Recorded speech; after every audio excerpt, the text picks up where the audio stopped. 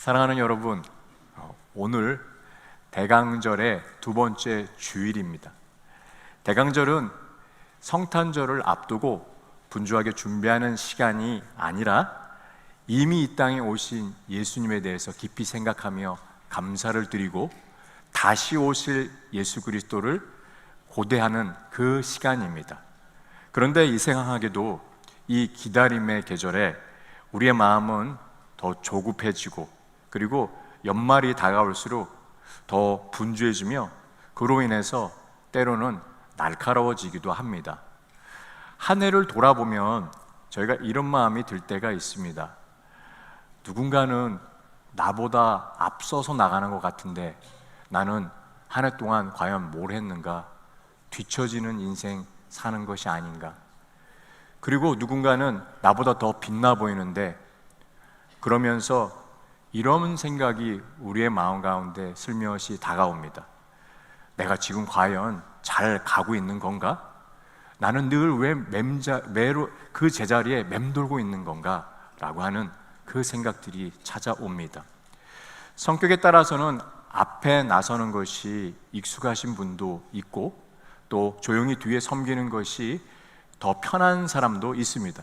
그러나 그 드러나는 모습이 다르지만 깊이 들여다보면 마음 한편에 모두 이런 바람이 있습니다.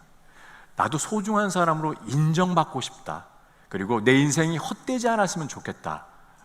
이건 특별한 사람들만의 바람은 아닙니다. 우리 모두의 마음속에 자연스럽게 그 자리 잡고 있는 그 갈망입니다. 오늘 우리는 이렇게 묻지 않을 수 없습니다. 어떻게 살아야 이 경쟁의 시대, 그리고 이 비교의 시대 속에서 주님만 높이는 삶을 살 수 있을까? 그리고 어떻게 살아야 예수님을 기다리는 사람답게 살 수 있을까 하는 부분입니다. 사랑하는 여러분, 성경에는 이미 이 길을 간 한 사람에 대한 이야기가 나와 있습니다. 자기의 이름이 알려지고 시선이 자신에게 모여질 때, 그리고 사람들이 찾아올 때, 영향력이 커질 때, 그 순간에 그 모든 시선을 주님께 올려드렸던 바로 그 한 사람, 세례 요한입니다. 그가 남긴 고백은 이것입니다. 그는 흥해야 되고 나는 쇠해야 된다. 참 주님을 깨달은 사람이 고백한 그 진실된 그 신앙 고백입니다. 자기를 내려놓은 자만이 이 이야기를 할 수 있다고 생각이 들려요. 여러분, 이 대강절 기간 동안에 오늘 세례 요한을 통하여서 어떻게 하면 내 안에 예수님만이 드러날 수 있고 예수님을 높이는 삶을 살 수 있을까 하는 부분을 세례 요한을 통하여서 우리가 한번 찾아보기 원합니다. 자, 22절, 23절, 24절 말씀 제가 세 구절 함께 다시 한번 읽겠습니다. 그 후에 예수께서 제자들과 유대 땅으로 가서 거기 함께 유하시며 세례를 베푸시더라. 요한도 살렘 가까운 에논에서 세례를 베푸니 거기 물이 많음이라. 그러므로 사람들이 와서 세례를 받더라. 요한이 아직 옥에 갇히지 아니하였더라. 세례 요한은 옥에 갇히기 직전이었습니다. 그는 에논이라고 하는 곳에서 사역을 하고 있었어요. 세례를 주는 그 사역을 하고 있었습니다. 그때 한편에서는 예수님도 공생애가 시작이 되었습니다. 예수님의 제자들은 남쪽인 유대 지방에서 세례를 베푸는 사역을 하고 있었던 것입니다. 여러분, 예수님이 세례 사역을 하셨지만 직접 집례를 한 것은 아닙니다. 제자들이 한 것입니다. 이게 무슨 얘기인가 궁금해하시는 표정이신데요. 자, 요한복음 4장 2절 말씀 함께 찾아보기 원합니다. 자, 같이 한번 4장 2절 함께 읽겠습니다. 예수께서 친히 세례를 베푸신 것이 아니요 제자들이 베푼 것이라. 그래서 이 말씀 한번 정리해 보면 중심에 예수님이 계셨지만 실제로 담당했던 그 집행은 바로 제자들이 한 것을 보게 됩니다. 어쨌든 예수님과 제자들이 그 세례를 주는 사역을 시작했었을 때 상황이 바뀌게 되었습니다. 세례 요한에게 갔던 그 줄, 사람들이 길을 틀어가지고 예수님께로 가고 있는 길입니다. 자신들에게 와야 될 그 사람들이 예수님께로 가고 있는 현상이 벌어진 것이죠. 여러분, 그때 한 사건이 일어납니다. 25절과 26절 말씀, 3장 말씀입니다. 같이 한번 저희가 또 한번 읽겠습니다. 이에 요한의 제자 중에 한 유대인과 더불어 정결 예식에 대해서 변론이 되었더니 그들이 요한에게 가서 이르되 랍비여, 선생님과 함께 요단강 저편에 있던 이 곧 선생님이 증언하시던 이가 세례를 베풀며 사람이 다 그에게로 가더이다. 그 당시 주변의 요단 강가에서 벌어진 일들, 세 갈래의 사람들이 모이게 된 것을 한번 우리가 상상해 보기 원합니다. 첫 번째 사람들은요, 전통적인 유대 정결 예식을 따르는 자들이었습니다. 율법에 따라 손을 씻고 그리고 몸을 정결하게 하며 그리고 규례를 지키는 것이 곧 믿음이라고 여겼던 자들의 모임, 무리들이었습니다. 그리고 또 한쪽에서는요, 바로 세례 요한을 따르던 자들의 무리가 있습니다. 세례 요한이 회개하라, 돌이키라고 하는 그 메시지에 감동을 받아서 세례 요한을 따르고 있고 물 세례를 받고 죄를 고백하며 새로운 삶을 결단했던 그 무리였습니다. 또 한 무리가 있습니다. 바로 새롭게 등장한 흐름, 예수님의 그 세례 사역을 따르는 사람들이 생기게 된 것이죠. 기적과 말씀 못 봐도 권위 있는 예수님의 그 사역 앞에서 사람들의 마음이 녹여지고 따르게 되었습니다. 이 세 부류의 사람들이 함께 있기에 그래서 동시에 존재하면서 자연스럽게 질문이 일어났고 그리고 비교가 생기게 되었어요. 마침내 논쟁이 일어났습니다. 그래서 특별히 세례 요한의 제자와 그리고 이 한 유대인이 논쟁이 벌어지며 이야기를 하기 시작했습니다. 그리고 변론이 붙기 시작했어요. 이런 말이 오고 갔습니다. 사람들을 보니까 말이야, 이제는 세례 요한 쪽으로 안 가고 예수라고 하는 사람 쪽으로 갑니다 라고 그 얘기를 들었을 때 제자들의 마음이, 심기가 불편하기 시작했어요. 그 마음에 자극이 일어난 것입니다. 그래서 제자들이 와서 스승한테 와서 이렇게 보고합니다. 선생님, 다 저쪽으로 가고 있습니다 라고 얘기하고 있어요. 그들의 말에는 욕설은 하나도 없습니다. 그런데 그들의 말을 잘 들어보면 제자들의 마음에는 분노가 쌓이기 시작한 것을 봅니다. 아니, 이거 불공평한 거 아닙니까? 일전에 스승이신 스승님이 그 예수님에 대해서 얘기하면서 예수님에 대해서 칭찬하는 그 얘기 해주시고 그 난 이후부터 다 저리로 갑니다 라고 하면 그 마음에 마치 이게 지금 어느 부분이 진짠가라고 하는 이야기들이 여기저기서 들리기 시작한 것이에요. 선생님, 이거 정말 불공평합니다. 원래 우리에게 오던 사람들 아닙니까? 다 뺏기고 있습니다 라고 하면서 원조 논쟁이 여기서 시작된 것입니다. 여러분, 곰곰이 한번 생각해 보십시오. 지금 이 세 부류 가운데 세 갈래에서 어디가 원조입니까? 어디가 이 물세례 부분이 원조입니까? 예? 세례 요한 쪽입니다. 세례 요한의 제자들이 봤었을 때 그 마음 가운데 한쪽 구석에서는 서운함이 생기기 시작했어요. 자신의 스승은 어떤 분이었습니까? 그 스승이 어렸을 때부터 광야에 나가서 훈련을 받았던 아주 그 많은 연륜을 쌓은 그 스승 아니겠습니까? 그런 사람들이 전부 새로운 신참 예수님께로 가고 있습니다. 예수님은 전직이 무엇이었죠? 목수였습니다. 아버지 밑에서 목수 일을 하던 그 예수님은 사실 신참 아니겠습니까? 상황이 근데 정말 이 세례 요한의 제자를 봤을 때는 불편한 기색이 생기게 되었고 그리고 그들의 마음에는 경쟁의 시선으로 보게 되었습니다. 여기서 주변 사람들과 함께 제자들의 마음, 특별히 요한의 제자들의 마음 가운데서는 1인자가 과연 누군가에 대한 부분들 가운데 바라보기 시작했어요. 제자들의 이 모습들은, 그리고 제자들의 마음이 불편하기 시작하고 분노가 가슴 안에 조금씩 차여 있을 때 이 모습을 듣고 이 이야기를 듣고 사람들이 다 저쪽으로 가고 있습니다 스승님 하는 그 이야기에 바로 세례 요한은 이렇게 대답하고 있습니다. 27절 말씀입니다. 저 여러분들이 함께 같이 다시 한번 읽겠습니다. 요한이 대답하여 이르되 만일 하늘에서 주신 바가 아니면 사람이 아무것도 받을 수 없느니라. 이 한마디가 정말 중요합니다. 제자들이 지금 이렇게 생각하고 있는 것입니다. 사람들을 빼앗겼다. 그리고 우리는 지고 있고 저쪽은 뜨고 있고 우리는 졌고 저쪽이 이기고 있다라고 하는 그 마음, 경쟁의 구도로 보고 있을 때 세례 요한이 얘기하는 것은 무엇입니까? 제자들에게 사람들이 예수님께로 가는 것은 하나님께서 그분께 주신 것이다.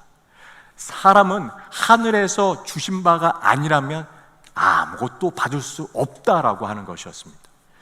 여러분, 다시 말하겠습니다. 세례 요한은 이렇게 고백하는 것입니다. 그동안 사람들이 우리에게 온 것은 하나님께서 주신 것이고, 그리고 이제 예수님께로 사람들이 가는 것 또한 하나님께서 주셨기 때문에 가능한 것이다 라고 하면서 이 이야기를 제자들에게 하고 있습니다. 세례 요한은 일도 뺏긴다라고 생각하지 않았어요. 하나님께서 그렇게 주신다라고 말씀하는 것을 우리가 보게 됩니다. 하나님의 손길을 인정하는 믿음입니다. 여러분, 우리들의 삶을 돌아보면 이런 질문을 떠올릴 때가 있습니다. 나는 왜 저 사람처럼 안 되지? 아니, 우리 집은 왜 저 집처럼 왜 잘 안 되지? 그리고 심지어는요, 저희가 때로는 교회 생활을 할 때 저 교회처럼 우리는 왜 안 될까라고 생각할 때도 때로는 있습니다.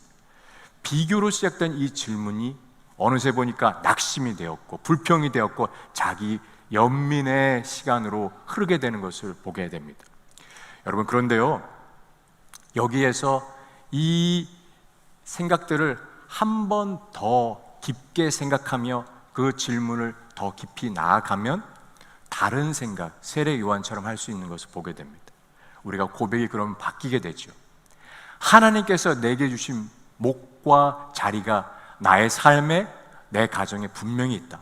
우리 교회에 하나님께서 주신 사명이 있기에 이 상황이 된 것이다 라고 하는 것을 우리는 잊지 말아야 합니다. 여러분, 영적인 눈이 열리면 우리의 가정도, 우리의 삶도, 우리의 교회도 비교와 경쟁의 장소가 아니라 바로 소명의 자리라고 하는 것을 알게 되죠. 여러분, 그래서 이때 이렇게 고백하게 됩니다. 하나님께서 나를 통해서 일하시기를 원하시는구나, 그래서 이런 상황을 주셨구나 라는 고백입니다. 세례 요한은 이것을 명확하게 알았습니다. 그는 누구인지, 그리고 자신의 정체성을 알고 자신의 사명이 무엇인지 알았고 예수 그리스도가 누구신지 알았습니다. 여러분, 우리가 왜 힘듭니까? 내가 누군지 모르기 때문에 헤매고 있는 거 아닙니까? 우리가 왜 아프고 힘들다라고 얘기하고 있습니까? 우리의 사명을 놓쳤기 때문입니다. 주님께서 우리를 향한 계획과 주님의 시선을 다시 한번 본다면, 여러분, 나에게 지금 주어진 이 상황 가운데 왜 나의 관계는 이렇습니까? 나의 왜 재정 상황이 이렇습니까? 나의 하나님, 왜 이 지금 시간 가운데 이런 것을 겪게 하셨습니까? 라고 했을 때 주님의 시선을 놓치면 우리는 곧 자기 비하와 불평과 그리고 이 자리에 있는 것이 너무 괴롭다라고만 한탄하는 시간들을 보낼 것입니다. 세례 요한은 결코 그들의 상황 벌어진 가운데 제자들의 이야기에 동요되지 않았던 것을 봅니다. 그리고 그는 이렇게 28절에서 고백합니다. 저희가 함께 28절 말씀 읽어보기 원합니다. 같이 한번 읽겠습니다. 내가 보나 나는 그리스도가 아니요 그의 앞에 보내심을 받은 자라고 한 것을 증언할 자는 너희니라. 사람들이 자신을 메시아처럼 생각할 수 있는 상황에서도 분명히 선을 긋습니다. 나는 그리스도가 아니요 그의 앞에 보내심을 받은 자다. 여러분, 지금 저희는 결과를 잘 알기 때문에 이 세례 요한의 이 고백이 그렇게 감동이 크게 되지 않습니다. 그런데 세례 요한의 입장에서 우리가 만약에 그 세례 요한이라면, 그리고 그 어느 때보다도 많이 인기와 부흥과 그리고 여러 명성과 최상을 찍고 있었을 때 어느 날 줄기 시작하는 그 상황과 여러분들의 그 사역 부분들, 혹시 여러분들이 맡고 있는 직장에서 일 부분 가운데 이제 나를 사람들이 찾고 있지 않는다라고 하면 처절하게 그 자리가 고통스럽고 그리고 절망의 시간들을 경험할 거라고 저는 생각합니다. 그런데 세례 요한은 자기의 정체성을 명확히 알았습니다. 제가 몇 주 전에 세례 요한에 대한 얘기를 드리면서 그 세례 요한이 자기의 정체성을 놓치지 않았던 것은 빈들에서, 광야에서 시간이 분명히 있었다는 얘기를 드렸습니다. 누가복음 1장 80절 말씀입니다. 저 여러분이 다시 한번 읽어보기 원합니다. 자, 함께 읽겠습니다. 아이가 자라며 심령이 강하여지며 이스라엘에 나타나는 날까지 빈들에 있느니라. 여러분, 빈들은 광야를 말합니다. 여러분, 빈들 가운데서는 아무것도 보이지 않습니다. 오직 하나님과 나와의 관계 가운데 하나님의 말씀이 명확하게 들리고 있는 장소가 빈들, 광야입니다. 여러분, 우리들의 인생 가운데 광야로 내몰릴 때가 있습니다. 내가 원치 않지만 관계 가운데, 그리고 직장 가운데, 그리고 나의 사역 가운데, 어쩌면 봉사의 자리 가운데서도 광야의 시간들을 경험할 때가 있습니다. 그래서 그 시간을 경험하면서 하나님 왜 저를 이 자리로 보내셨습니까? 라고 했었을 때, 여러분, 우리는 분주하면 하나님 말씀을 듣지 못합니다. 광야의 시간 가운데 내가 철저히 혼자하고 주님밖에 없습니다라고 고백할 때 들리기 시작합니다. 소명이라고 하는 영어 단어, vocation이라고 하는 단어는 바로 소리, 보이스라고 하는 그 단어에서 시작되었습니다. 여러분, 소명은 우리의 잡 부분, 우리의 그 직업 부분이 아니라 바로 하나님께서 우리를 부르셨다라고 하는 그 소명은 하나님의 말씀을 듣는 것부터 시작됩니다. 오늘 세례 요한은 광야에서 하나님 앞에 머물며 하나님 말씀하심을 들었습니다. 그래서 그가 흔들리지 않았어요. 사람들이 다 예수님께로 간다라고 하는 불평이 제자들을 통하여서 그가 얼마든지 그를 흔들어댈 수 있는 그 소리조차도 그는 그 귀 기울이지 않고 중심을 지켰던 것을 보게 됩니다. 제가 세례 요한을 상상해 보았습니다. 사람들이 떠나는 장면을 보면서 사실 어느 누구가 그 마음 가운데 인간적으로 느끼는 감정들은 어땠을까 생각이 들었어요. 저는 세례 요한을 예수님이 그토록 칭찬하신 이유가 여기 있다고 생각합니다. 그는 가장 먼저 예수님께로 가는 그 상황을 보면서 주님 감사합니다라고 하면서 주님 앞에 그 자리에 자기가 하고 있는 임무가 점점 끝나가는 것을 누구보다 알고, 어쩌면 자기가 쇠해져 가는 그 모습에 대해서 두려워하지 않고 그 사명을 감당하는 시간이 이제 얼마 남지 않았다는 것을 더 깊이 경험했을 거라고 생각이 들어요. 여러분, 우리가 빙하를 볼 때 빙하가 드러나는 부분은 그 빙하 전체의 10% 정도라고 합니다. 90%는 물 밑에 잠겨져 있습니다. 어쩌면 세례 요한에게 10%의 이 뛰어나고 탁월하고 그리고 누구와도 견줄 수 없는 그 사역의 시간이 10%고 90%는 광야에서 하나님 앞에 홀로 훈련을 받던 시간들 가운데 그는 자기의 감정과 자기의 상태와 상관없이 자기의 정체성을 명확히 알았던 것을 기억해야 될 것입니다. 여러분, 우리가 이 말씀을 기억할 때 오늘 나에게 주어진 내 주변에 일어나는 일들 때문에 한마디 한마디가 나를 힘들게 할 때가 있습니다. 요한 곁에 있던 제자들은 요한을 부추기고 있습니다. 사람들이 예수님께 몰려가는 모습을 보면서 요한의 마음을 흔들어 놓았어요. 그 부추김 속에서도 그는 흔들리지 않았습니다. 여러분, 그런데 우리의 모습은 어떤가요? 사람들의 한마디에 인정해주고 인정받지 못하는 그 한마디에 마구 흔들립니다. 저도 사역을 하면서 그런 일들을 겪을 때가 있는 것 같습니다. 열심히 했는데 이 뜻대로 그 마음이 전해지지 않을 때 때로는 오해를 살 때도 있습니다.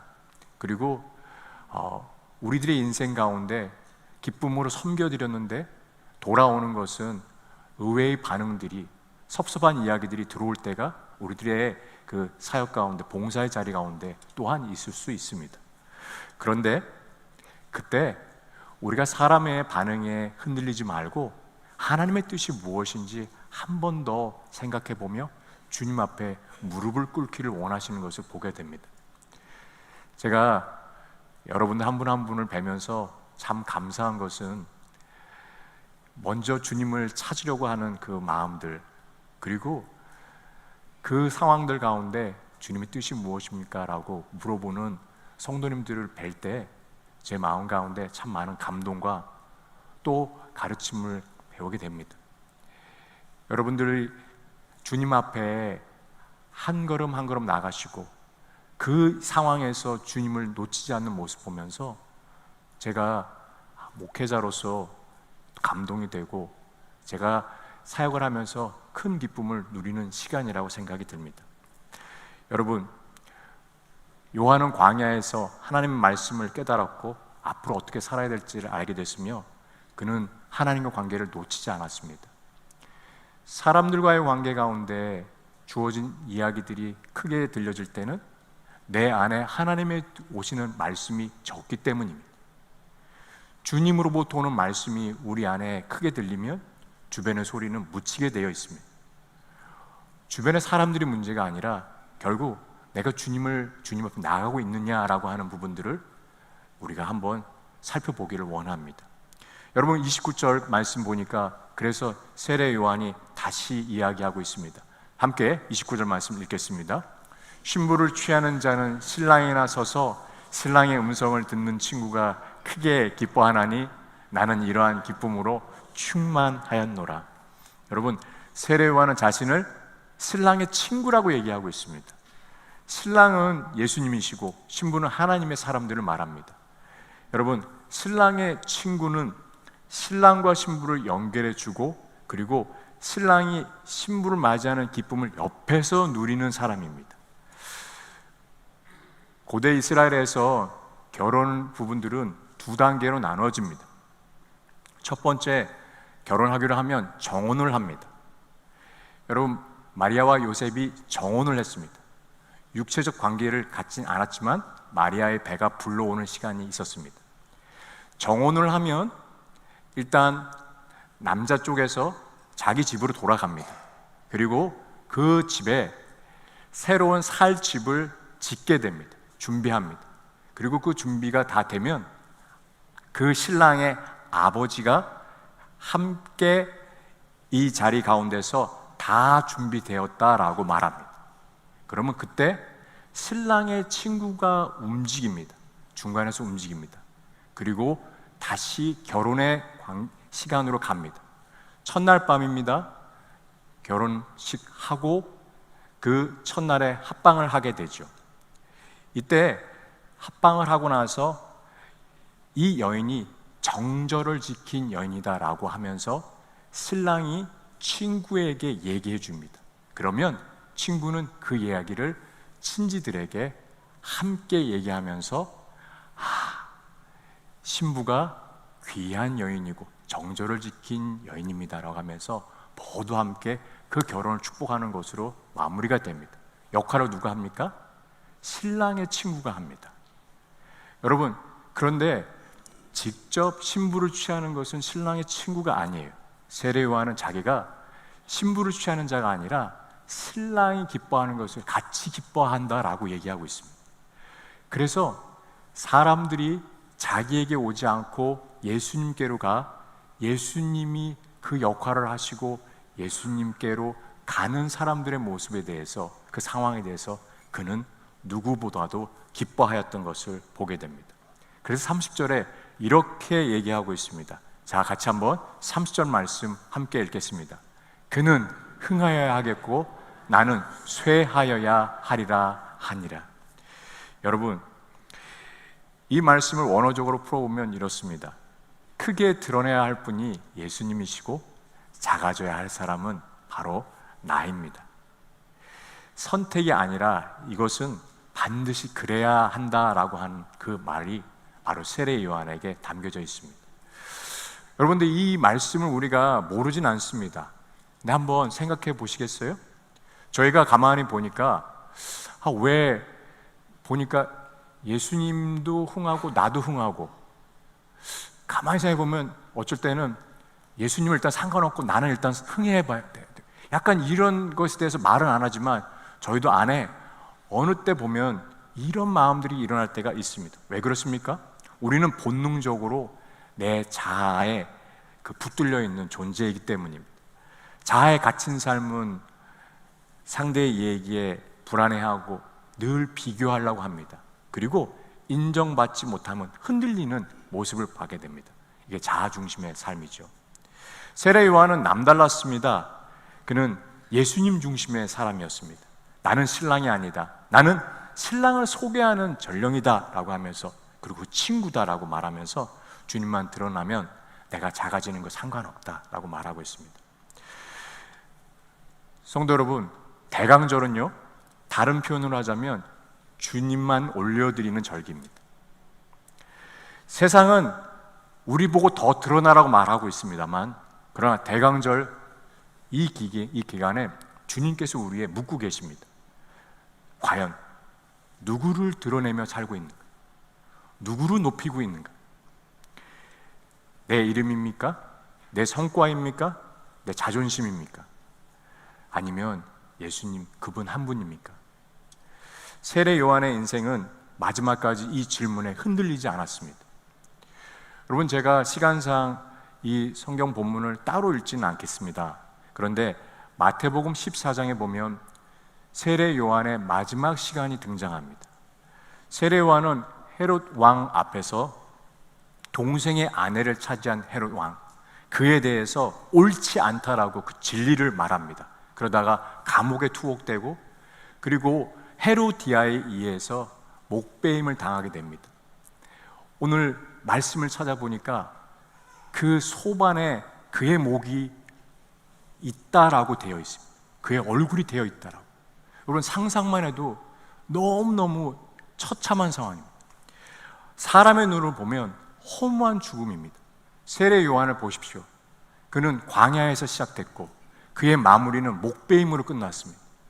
여러분, 그렇지만 그의 마지막 순간까지도 자신의 부르심에 대해서 흔들리지 않은 자였습니다.